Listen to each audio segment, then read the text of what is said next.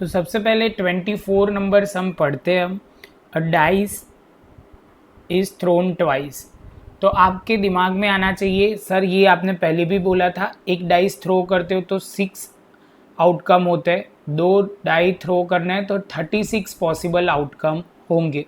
इसके बाद what is the probability that 5 will come up with the either times.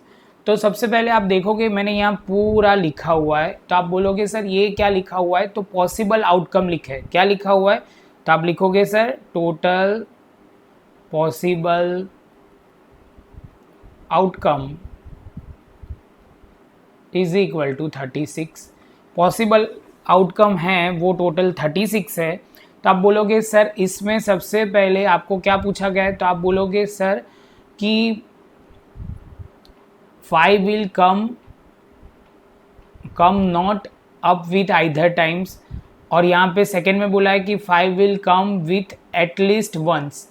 तो सबसे पहले दोनों कंडीशन में देखते हैं 5 की बात कर रहे हैं, तो पहली कंडीशन ये सेकेंड वाली समझते हैं। तो इसमें लिखा हुआ है कि 5 की पॉसिबिलिटी आने के चांस कितने हैं, एटलीस्ट एक डाइस पे तो 5 आना ही चाहिए।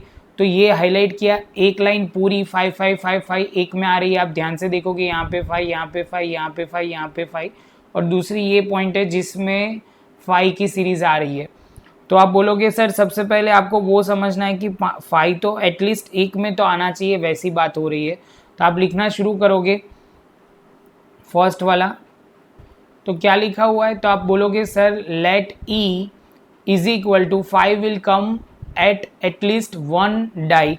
तो आप बोलोगे सर फेवरेबल आउटकम कितने हैं, तो फेवरेबल आउटकम आपको पता है कितने, आप बोलोगे सर टोटल 11 है। कैसे फेवरेबल आउटकम, 1 2 3 4 5 6 7 8 9 10 11, ये मैंने लिख के आपको समझाया तो आपको ज़्यादा क्लैरिटी आएगी। टोटल 11 फेवरेबल आउटकम है। तो प्रोबेबिलिटी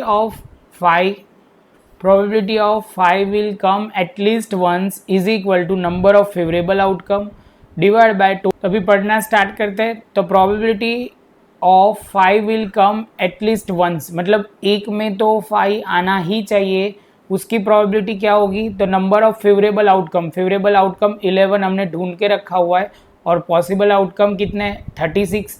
तो आप बोलोगे सर लिखना स्टार्ट करते, तो आप लिखो 11/36 जो होगा वो आपका फेवरेबल आउटकम भी होगा, और डिवाइड बाय पॉसिबल आउटकम 36 होंगे, और प्रोबेबिलिटी क्या होगी 11/36।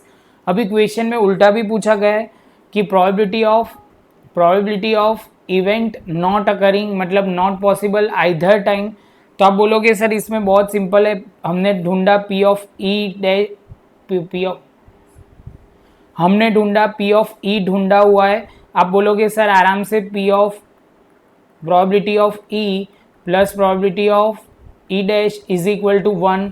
आप बोलोगे सर क्या किया, तो आप बोलोगे सर ये तो कॉम्प्लीमेंट्री इवेंट है, हमने पहले भी किया था कि जिसमें एक इवेंट होने के चांसेस प्लस इवेंट नहीं होने के चांसेस दोनों को मिलाओगे तो 1 हो जाएगा। तो अभी आप लिखोगे यहाँ पे सेकेंड पॉइंट में P ऑफ E होगा 11/36 plus P of E dash is equal to 1। P of E dash is equal to 1 minus 11/36। P of E dash is equal to 36 minus 11, जो आंसर आएगा P 25/36, जो probability मिल जाएगी कि 5 will not come at least once, मतलब कहीं पे भी 5 ना है, उसकी प्रोबेबिलिटी क्या होगी 25/36। यहाँ एक लाइन आपको वो लिखनी पड़ेगी। आई होप कि आपको ये पॉइंट समझ में आया होगा।